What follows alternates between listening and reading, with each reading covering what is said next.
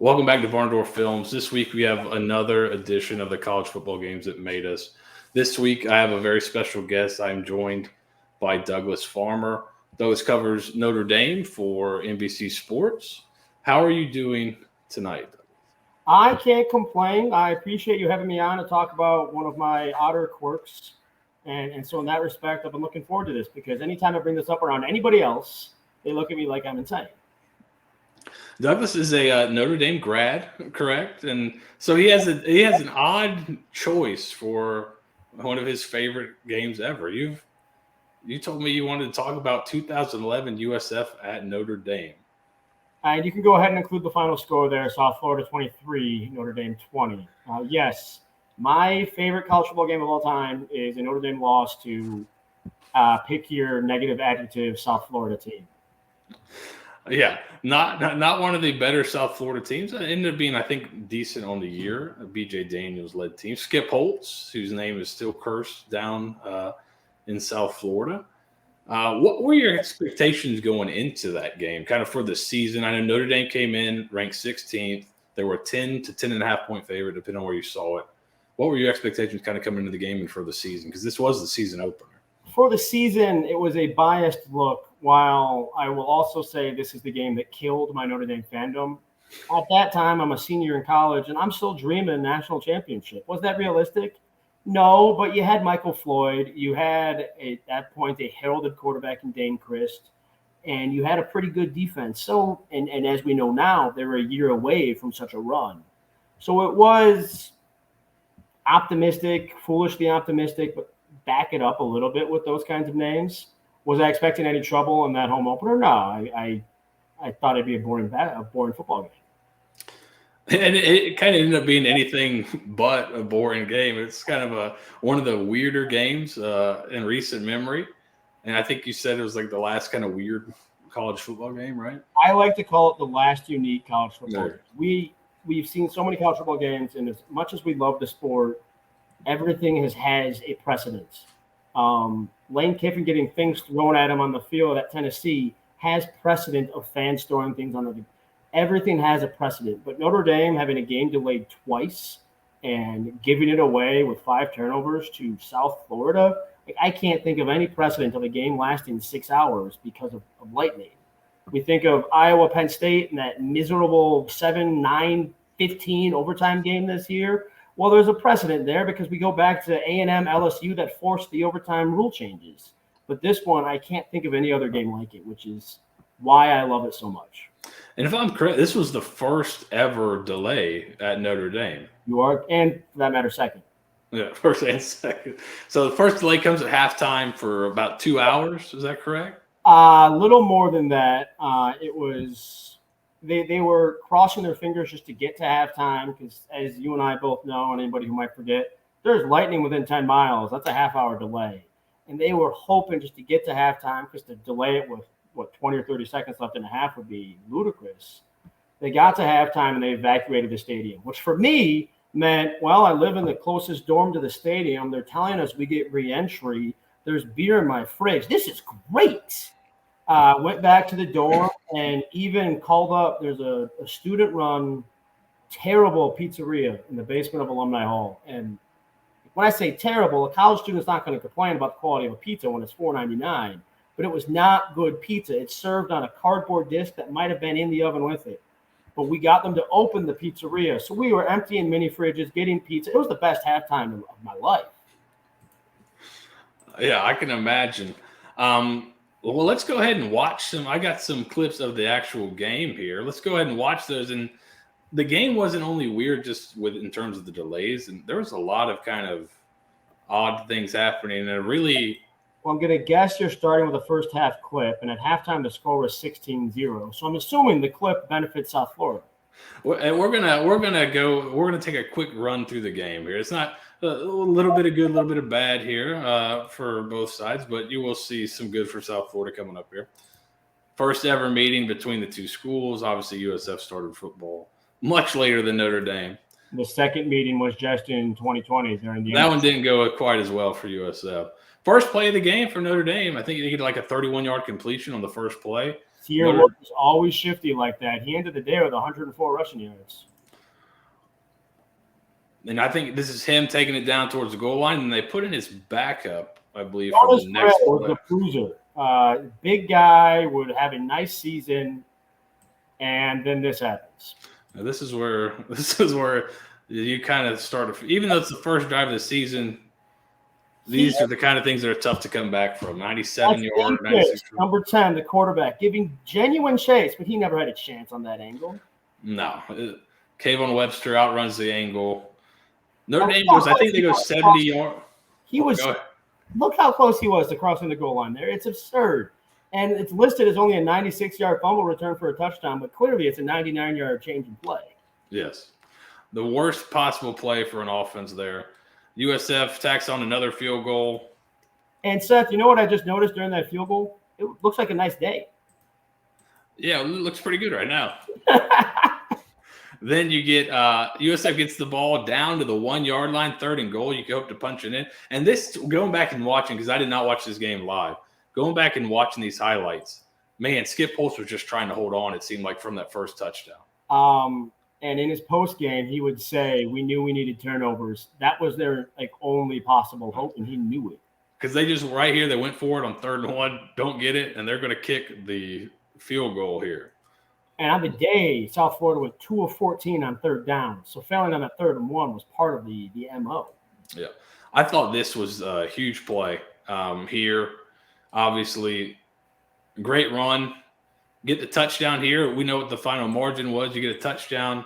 Unfortunately, you get a holding call here. So it's just these constant shooting yourself in the foot for Notre Dame. You wouldn't got those clips. Did you hear who the holding call was on by chance? No, I did not hear. Because there's an NFL Hall of Famer on that line. Well, there's one of those kind of days. And then you get the 3rd and goal. I didn't include it, but I believe the holding was on 2nd down. Yep. It made it a 2nd and 18. Chris takes off, picks up about 17 of it. Notre Dame converts on 3rd and short, gets to a 1st and goal situation. Here's 3rd and goal. Again, you got to come away with some points, right? You had a touchdown pulled off the board, interception. One of 3 turnovers at or past the goal line for Notre Dame that day. This was about the only thing USF had success with was VJ Daniels running the ball. But if you look, he had a couple of big losses that kind of killed his rushing totals number. But he's able to kind of run them into field goal range here. They miss this one, end up tacking one on late after another Notre Dame mistake. A muff punt. It was first day as a real punt returner, and it was ugly. For a guy who would have a really nice career, that was a terrible, terrible look. And I believe he muffed 2 but recovered 1. I think he muffed 3 in recovery. And he also had 3 dropped passes. It was theoretically a wonderful career. He's part of that reason that 12 team was so good, but it was just not a good day for him. A tough day. That leads to another USF field goal. And now as we see that it's getting darker, the clouds are clearly rolling on in. So now we're in the 3rd quarter after the delay. You got a different quarterback in. What do you remember kind of what you were thinking when you saw the quarterback change? Was that something that you were in favor of at the time? I was Tommy shocked. Reese came in and played pretty well in the second half. I was absolutely shocked. The quick spark notes of that are that Jimmy Clausen was at Notre Dame 2007, 2008, 2009. Dane Christ was supposed to be the star in 2010, suffers a knee injury. Tommy Reese comes in and wins 4 games. But Christ is clearly the better physical quarterback. They debated that all spring, all August, went with Christ. And to me, make your decision. To change that after 1 half remains, to me, the shocking aspect. And it was a terrible look for Brian Kelly because you changed it after 1 half of play. What could have possibly happened? I mean, Dane Christ went, let's see, I wrote it down earlier. Dane Christ went 7 of 15 for 95 yards. Was it good? No. Could it have been worse? Absolutely. What changed your mind that you changed your quarterback after 1 half? So I was absolutely shocked when they made that shift. Yeah. And again, right here, first drive of the second half, you've got a chance. And this is the doink off the helmet, I believe, for an interception. And now we get to the face that launched 1,000 memes. This is I think for the weather maybe the fumble recovery, and then this is kind of what this game seems to be known for. That's at that point in time, maybe sophomore receiver T.J. Jones. Again, a nice career. He's, in my mind, better remembered. His first touchdown wasn't a touchdown. He dropped the ball at the half-yard line, and Kelly had a similar face that day. So it wasn't the first time Taylor Jones had dealt with purple-faced Brian Kelly. Unfortunately for him. But Notre Dame starts to kind of get it going a little bit. Michael Floyd was never a worry once he was on the field. Yeah. He's a pretty good player. Then this one has got to be kind of a heartbreaker. Just look as we're going through these highlights. People that didn't watch this game, do you see how many times Notre Dame is very close to the end zone here, and how many times they don't come away with any points? It was just a really, really weird game. And I believe that's David Rufford, who at the time was the most accurate kicker in Notre Dame history. Yeah. So one of those days, USF gets the ball back, drives, I think, just down the length of the field here. Kind of a little pop pass. Pretty well defended, and just a great catch.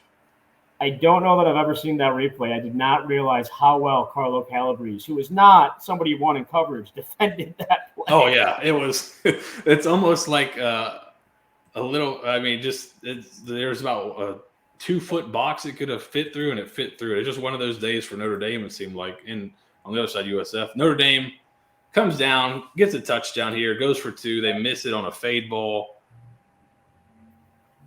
They need a stop. They get the stop. They get the ball back, and then we get another delay, I believe. This one was, I think, 45 minutes or so. You were not guaranteed re-entry, so I paced the concourse of the stadium for 45 minutes. The then Notre Dame sophomore class saying all 99 verses of 99 bottles of beer on the wall. These are the things I love about that game. I remember the bottles of beer on the wall, not Carlo Calabrese and cover. First play back from the break. Womp. Interception. That takes a little bit of the air out of the balloon there. USF doesn't do anything with it. Notre Dame comes down. Another touchdown to Michael Floyd, but too little, too late.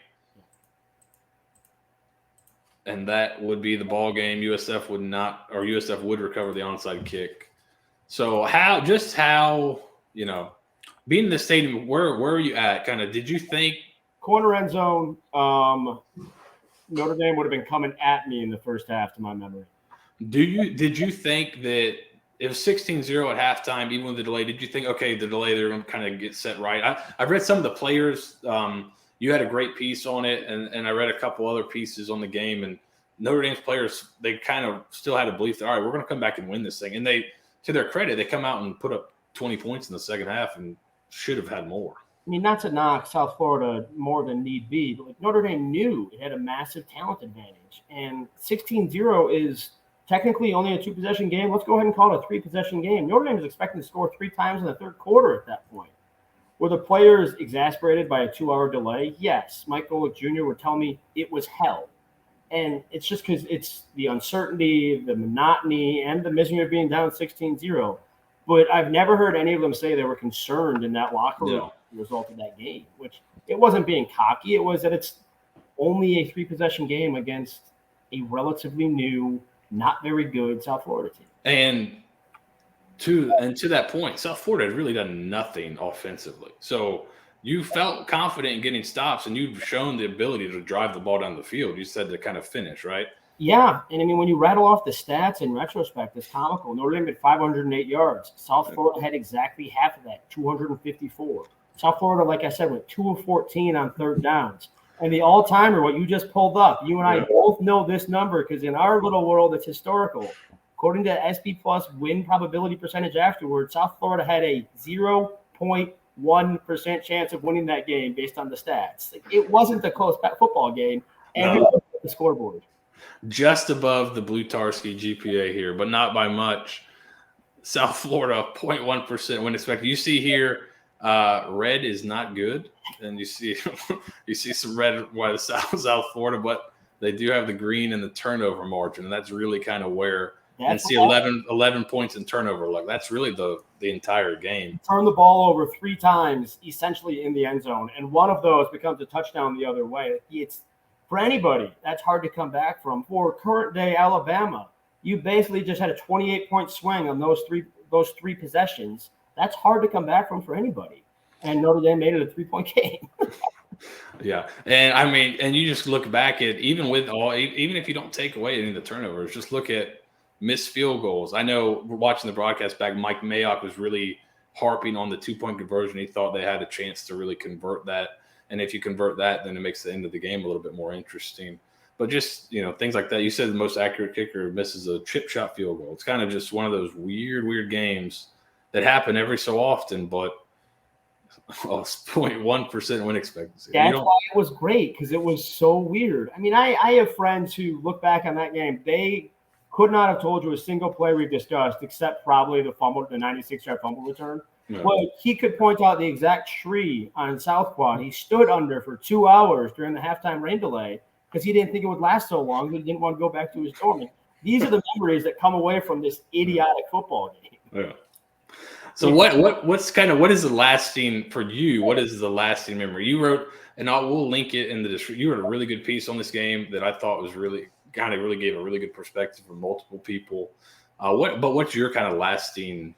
Is it the 99 bottles of beer on the wall? Is it just being able to go back to your dorm and watch other games, or what is kind of your lasting memory? I'm a senior in college, and I am now at halftime drinking beers in my best friend's room. Like 8 of us are just hanging out, knowing we're going to go back to the game. Like, that was just a great 2 hours of my life. Like, we didn't care what the score it was, but then also the 99 bottles of beer on the wall. I remember walking around that concourse. Some guys left, some guys just sat on the ground. I sit like this is just going to get miserable.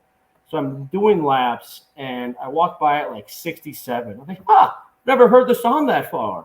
And I walk by at like 31. I'm like, wait a sec. I come by at 19, and I go like another 100 yards to come back and hear the final 10. It just like. It's absurd. You've never heard anybody get past 80, and they do the whole bleeping thing. And they remember that. Like, it's these idiotic things. It's like I mentioned earlier, the Lane Kiffin getting things thrown at him at the Tennessee game. We all remember the mustard bottle. It's the idiotic moments of college football that make us love college football. Yeah. And this multiple rain delay just had so many of them if you were there in person.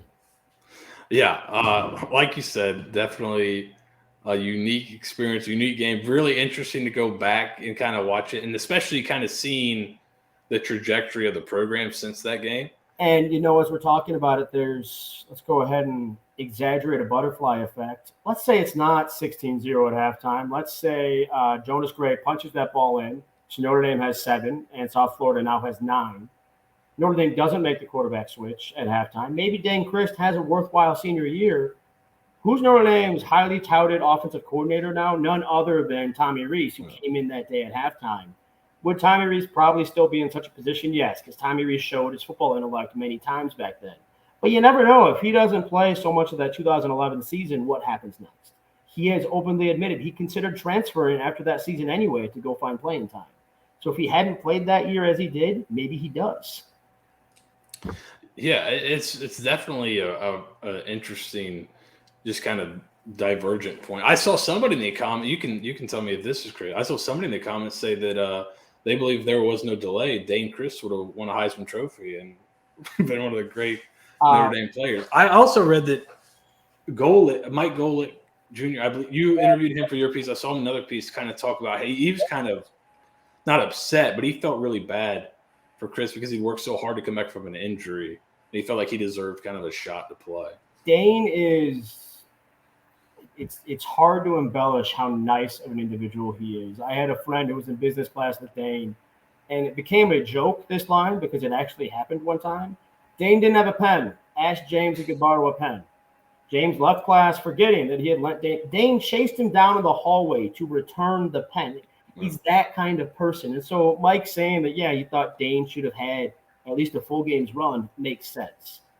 That said, no, Dane wasn't going to win a Heisman that year. That team wasn't capable of building a Heisman winner that year. He had many physical talents, but he wasn't the dual threat enough at that point to garner the headlines. You'll have to refresh my memory. Was that? No, that was the RG3 year. Are you kidding me? I believe so. 2011. Yes. So no, Dane wasn't going to win a Heisman. RG3 accepted the Heisman wearing Superman socks for a reason. Yeah, well, you do bring up a really interesting point. If they go down and score on that first drive, first of all, you've executed your script perfectly. You go down the field in 8, I think it would have been 7 or 8 plays, score a touchdown to open the season. A lot of stuff's probably feeling a little bit different there. It removes, and again, we assume Dane puts together a decent game that day. Like the quarterback question hung over that team the rest of September and October. It went out the window at the end of October when Dane went in for a play against USC at the goal line, botched snap, USC ran it back a la South Florida on that first drive. But it would have removed that quarterback question, and that team is okay. Maybe that team becomes good, and it's hard to imagine 2012 going any better because 2012 went as well as it possibly could have for Notre Dame. So not that much changes in the long term, but that 2011 team could have been a decent team. They lost the next week at Michigan in the final minutes after multiple fourth quarter defensive collapses. Was that a similar turnover late in game as well? I thought I read that. They may have had 5 again in the next game. They may have had 5 again. That game was a lot. It was the first night game at Michigan Stadium in many, many years. Notre Dame had a nice lead in the fourth quarter. Denard Robinson let it come back. Notre Dame took the lead with, honest to goodness, I think it was like 1:10 left. And you knew at this point in a bowling alley that is playing, I think, what was Catholic metal. Don't ask me why I was at this bowling alley, but this is – you remember the weird moments. Yeah. And Notre Dame could not – I knew in that moment Notre Dame can't hold Michigan off for 1:10. This is over. And Gary Gray gave up a fade for a touchdown. Gary Gray, who, if my memory serves correctly, had a personal foul against South Florida. So just Notre Dame's veterans opened that season so terribly. No. Yeah, definitely a tough way, especially if you're a senior on the field or in the stands to open your senior year. Not so bad if you're in the dorm room. Yeah, there you go. There's the silver lining. Well, thanks so much for coming on and talking about this very bizarre game. We'll be doing this more often. We were supposed to have Colin Sherwin on, but he's really important, so we thought we could do it without him, though. We needed South Florida input on this game. They don't remember it that well. It's not one of the top 5 wins in program history, probably. Yeah. It is. Colin may have rewatched the game and just passed out from ecstasy. So that may be where he's at. But thanks, Douglas, again for coming on. Guys, where can they find you on Twitter and other spots? At @D_Farmer on Twitter or irish.nbcsports.com for the daily coverage. Yeah, follow him. Great follow. Notre Dame, college football in general, and if you're a Minnesota Timberwolves fan, you kind of you get an extra little bit there. So, thanks again for coming on. We'll do more. We'll have more people on next week to talk about their favorite college football games. Thanks for listening. Catch me on Twitter at Seth Varnadore.